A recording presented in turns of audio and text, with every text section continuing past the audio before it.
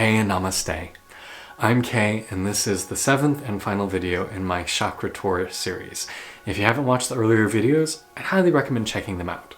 Or if you just want to meditate on the crown chakra, cool, join us here now.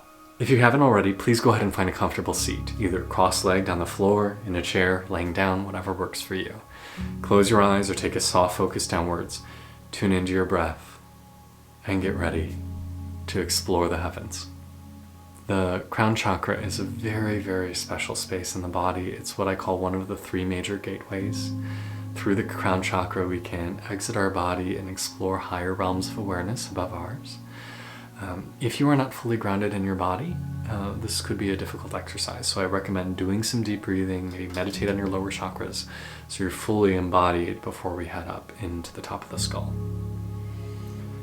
But if you feel good and you feel ready, at ease with your breath, at ease in yourself, start to bring your focus up to the very top of your skull, or actually just right above it, right up here.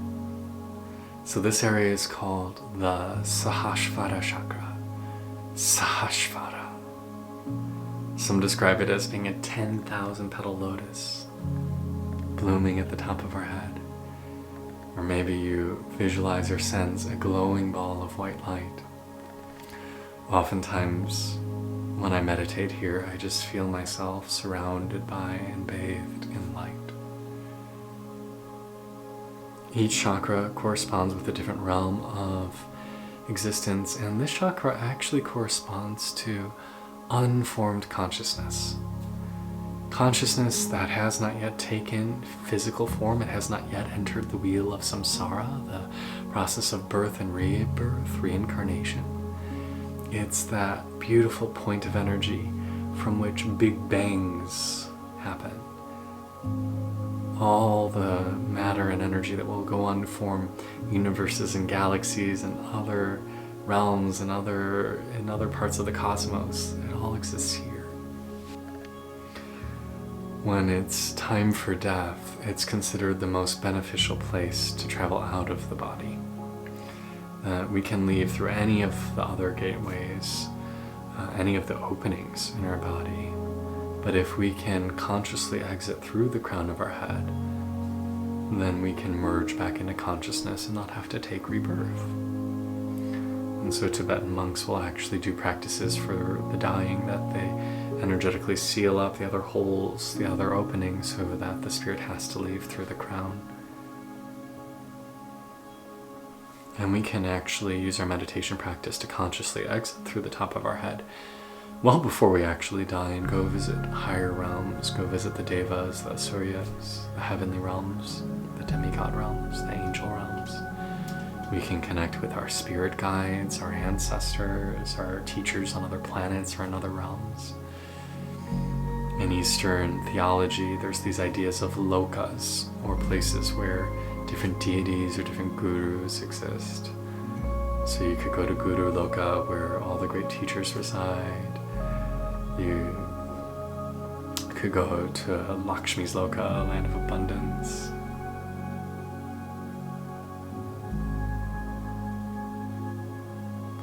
And so to exit our body, there's an advanced practice that you can do that involves reaching for your crown, pulling deep down into your roots, and then almost like a slingshot, releasing and exiting out through the crown to fly off. It's not a practice I'm going to necessarily guide you through. If that intuitively speaks to you and you understand how to do it, by all means feel free. Just make sure you kind of keep an astral tether so you can find your way back. But today we just want to focus on this area up here. A place of enlightenment, a place of pure light and bliss. Now it's important to remember that this chakra isn't better than any other chakra because it's higher. It's just another part of creation, another step on the journey. In fact, if you watch the video on my heart chakra meditation, you'll know that a lot of teachers consider the heart to be the most sacred space because the heart is where we experience God within. Through the crown, we experience God outside of ourselves. We experience the heavenly realms, God out there. But in the heart, we experience our enlightened selves, the guru within, the teacher within, the enlightened self within.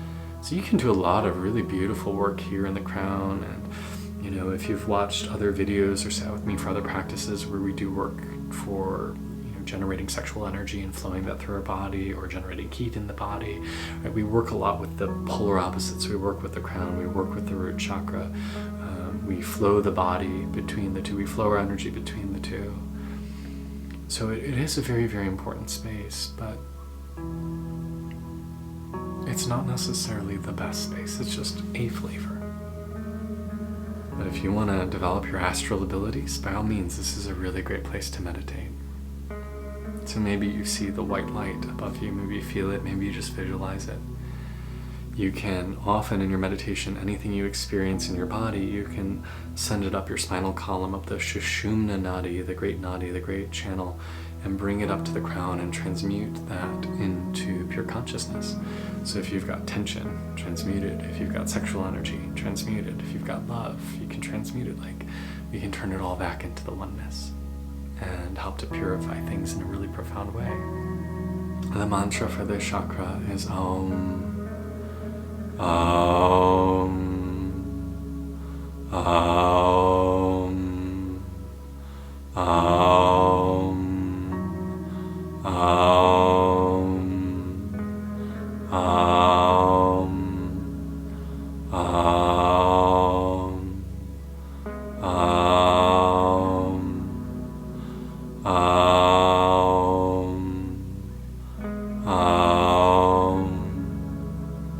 Om.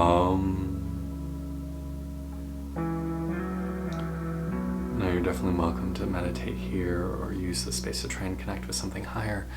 But for this final video of exploring the chakras, I kind of want to just also bring them all together. So from the crown, I want you to bring your focus back to your third eye and feel yourself descending through your throat, through your heart, through your navel, and come into the sex chakra, right where the genitals are, where the genitals enter the body.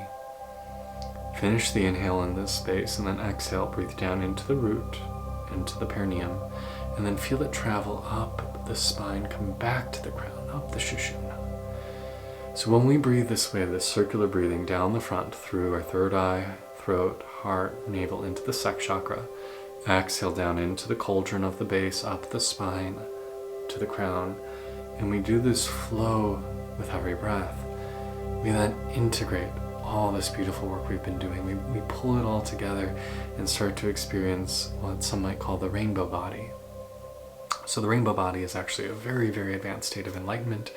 If you fully clean out this passageway and get all these chakras in balance and purified, at the time of your death, your body will just dissolve into rainbows.